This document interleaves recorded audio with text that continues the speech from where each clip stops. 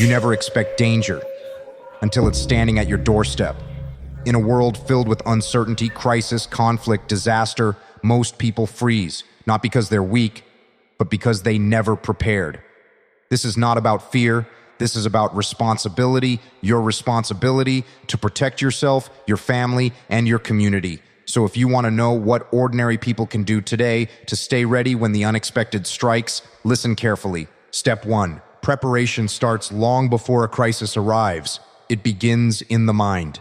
Most civilians live in a mental state of comfort, believing that danger is always distant, always someone else's problem. That illusion is the first threat.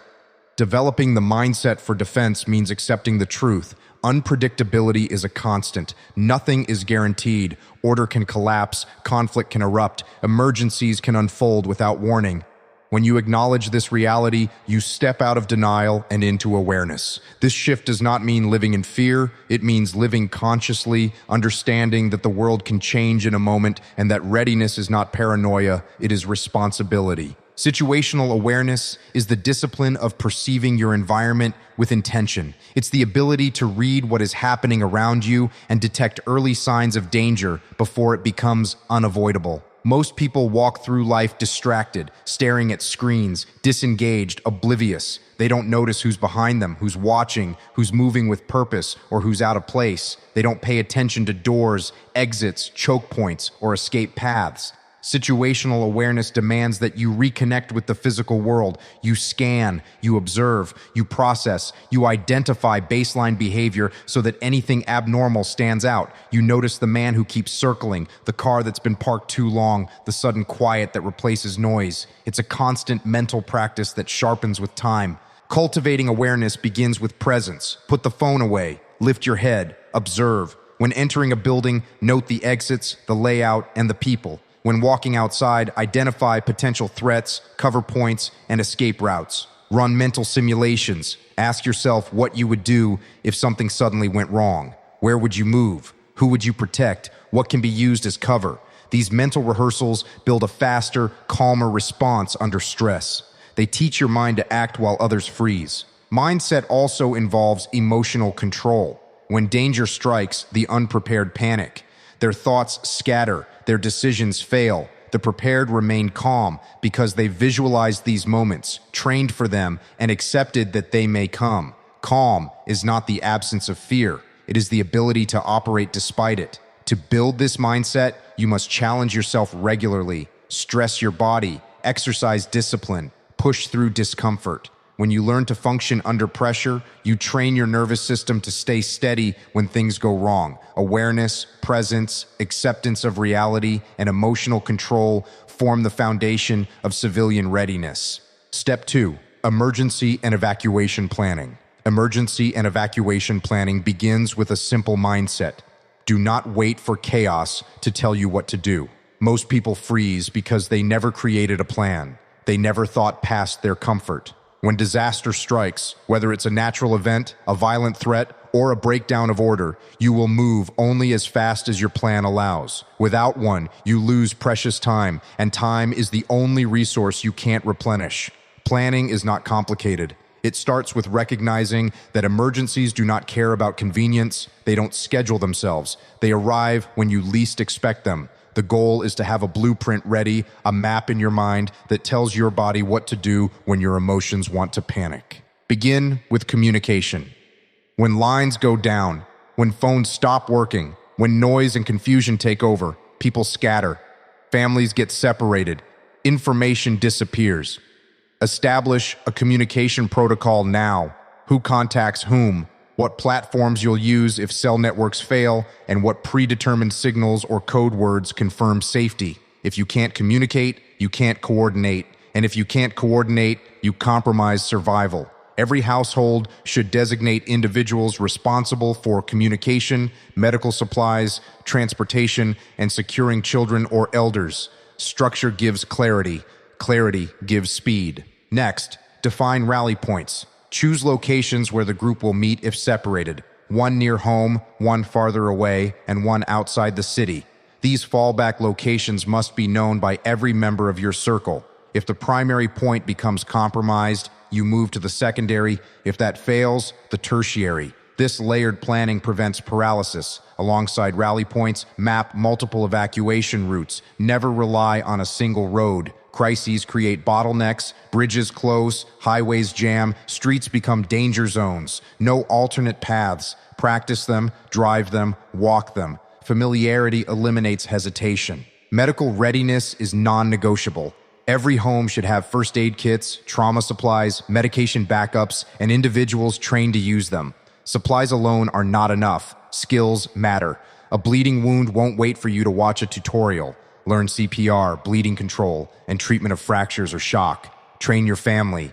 Even basic knowledge can keep someone alive long enough to reach proper care. Finally, create a go bag. Light, compact, and always accessible. It should hold water, food, clothing, tools, documents, cash, and medical essentials. In a crisis, you may have seconds to move. A prepared bag turns seconds into action. Evacuation is not about running away. It's about moving with intention, clarity, and efficiency when staying becomes the greater risk. Step 3. Physical fitness and discipline.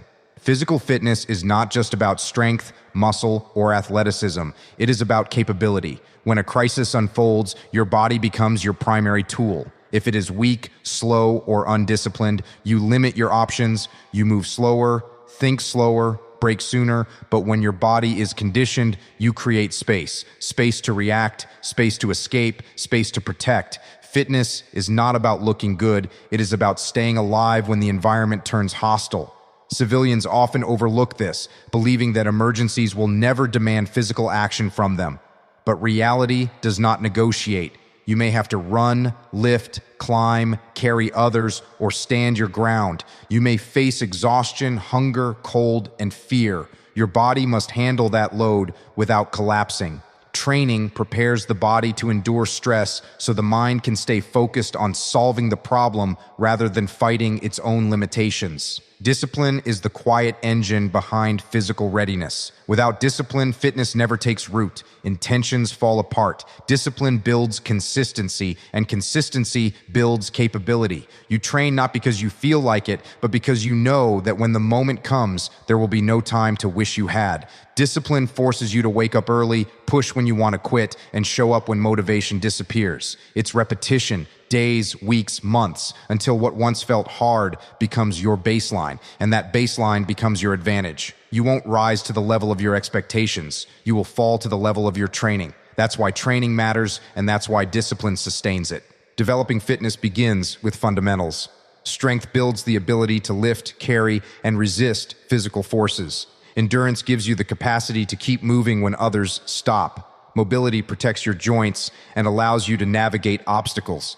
These three elements form a foundation that can support real-world tasks, not just workouts, but survival. You don't need complicated routines, you need consistency. Push-ups, pull-ups, squats, running, walking under load, simple movements, repeated over time, build a resilient body. Conditioning also strengthens your inner stability. When your body is used to stress, heat, fatigue, and discomfort, your mind learns not to panic.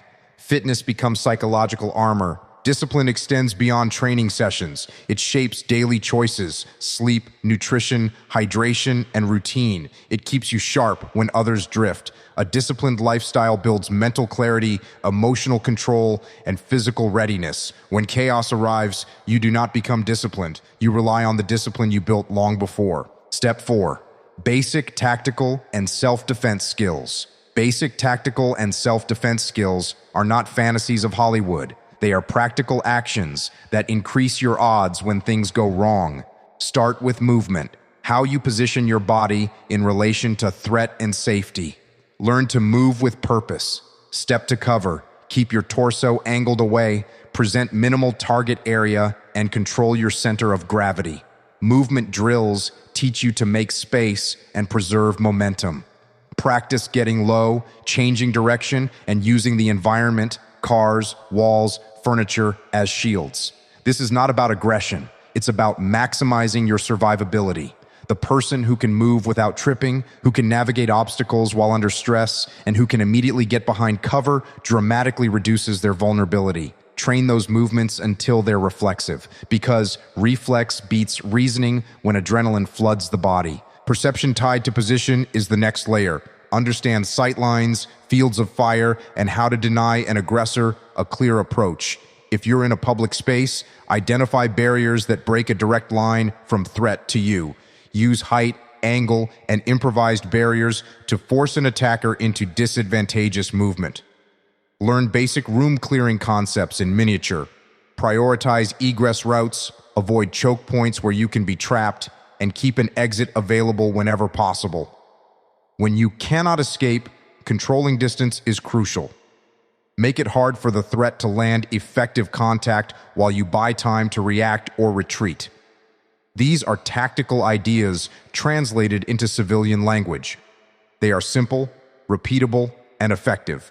Hands-on defensive skills matter, but they are not the first priority. Learn how to block and redirect strikes, how to break grips, and how to free yourself from being pinned. Train in techniques that emphasize creating immediate opportunities to escape rather than prolonged confrontation. Use leverage and balance, not brute force. Understand how to apply pain compliance to create openings and when to use strikes to disable an assailant sufficiently to run. Crucially, practice de-escalation and verbal boundary setting. Your voice is a tool that can discourage or provoke. Combine assertive posture, clear commands, and movement to make yourself a harder target. Finally, integrate simple tools and train with them responsibly. Flashlights, whistles, and improvised barriers extend your capability. If you choose to train with legal defensive tools, do so with instruction and frequent practice so deployment under stress is smooth.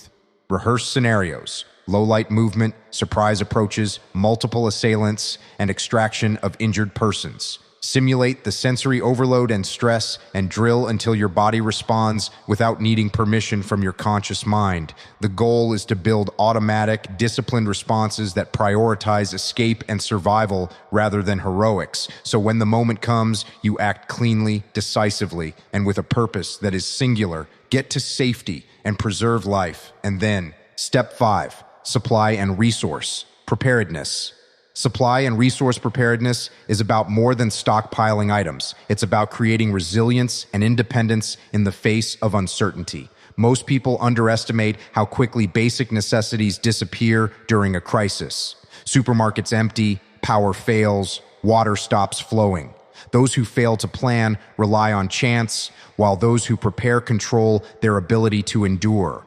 Resource preparedness begins with essentials: food, water, medical supplies, and tools. These are not luxuries. They are the foundation of survival. Stockpiling is not enough. You must rotate supplies, check expiration dates, and ensure that items are accessible. A well-prepared individual does not scramble when the first sign of trouble appears, because every essential has a designated place, every item is functional, and every process is rehearsed. Water is the most critical resource. Humans can survive weeks without food, but only days without water. Each person in a household should have a daily allotment, plus a buffer for emergencies, stored in multiple locations. Filtration, purification tablets, and knowledge of local sources create redundancy. Redundancy is key. If one source fails, another must be immediately available. Similarly, food preparedness is not about hoarding excess, but maintaining a stock of long-lasting, calorie-dense items that can sustain energy levels under stress.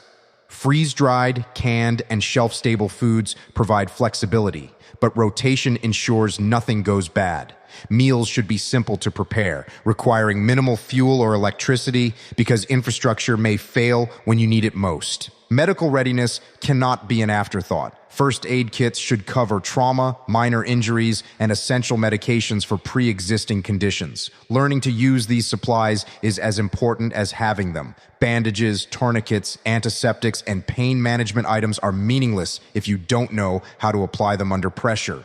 Include personal protective equipment and items for hygiene to prevent illness. Regularly inspect your kits, update medications, and train with family members so everyone knows their role during an emergency. Tools, equipment, and contingency supplies extend your ability to adapt. Batteries, flashlights, radios, knives, fire-starting tools, and backup energy sources create self-reliance when the environment becomes hostile. Multiple layers of redundancy ensure that if one item fails, you are not stranded. Preparedness also involves planning for logistics, transportation, fuel, and maintenance of critical equipment. In resource management, the principle is simple: control what you can, anticipate what you cannot, and build systems that allow you to act decisively when circumstances demand it. Step 6. Community and team coordination is the multiplier that turns individual preparedness into collective strength. No one survives a crisis in isolation for long. Humans are social beings, and our survival often depends on our ability to organize, communicate, and work together under stress. The foundation of effective coordination is trust. You cannot rely on strangers when every second counts, so start with people you know: family, neighbors, friends. Build relationships based on reliability, shared responsibility, and mutual accountability. Trust is earned through consistent action and preparation, not words. A coordinated group is capable of achieving what an individual cannot: faster response, broader coverage, shared resources, and enhanced security. Define roles and responsibilities within the group. Every member must have a clear task that complements the overall plan. Some focus on communication, others on medical readiness, security, or logistics. Redundancy is critical. If one person is unavailable, another can step in without hesitation. Practicing these roles regularly through drills and simulations ensures that members act automatically when stress is high. Drills build muscle memory for critical actions: evacuation, medical triage, securing perimeters, or distributing resources. This reduces chaos, maintains morale, and prevents mistakes that could cost lives. Team coordination is not hierarchical control. It is disciplined collaboration where every member knows when to lead, when to follow, and when to adapt. Communication is the backbone of coordination. Develop clear, simple methods to transmit information quickly and accurately under pressure. Use radios, predetermined signals, or designated meeting points. Information must flow both ways. Leaders must know the status of team members, and individuals must be aware of situational changes in real time. Miscommunication creates gaps in defense, slows response, and increases vulnerability. Training and repeated exercises ensure that everyone understands the protocols and can execute them without hesitation, even under stress and sensory overload. Finally, cultivate a culture of accountability and adaptability. Emergencies are unpredictable and plans will be challenged. Teams must evaluate decisions, learn from mistakes, and adjust tactics dynamically. Encourage collaboration, problem solving, and constructive feedback. A disciplined, coordinated group reduces panic, increases efficiency, and maximizes survival potential. Each member becomes a force multiplier, extending the reach, resilience, and effectiveness of the team. Coordination is not optional. It is essential for navigating chaos, protecting lives, and maintaining stability when the world around you becomes unstable. Remember this: preparation is not a one-time act. It is a way of life. Your mindset, your body, your skills, your resources, and your community are only as strong as the time, effort, and discipline you put into them today. Danger does not wait. Chaos does not negotiate. When the moment comes, you will not have the luxury to hope. You will only have the training, the plan, and the execution you built beforehand. Take ownership, train relentlessly, plan meticulously, build trust, stay alert. Every choice you make now, every habit, every drill, every skill becomes your advantage when others freeze. Don't wait for someone else to save you. Don't rely on luck. Become the person who acts decisively, who moves with clarity, who protects what matters, and who endures when others falter. This is your responsibility. This is your duty. Prepare, adapt, and execute, because when the unexpected strikes, only the ready survive.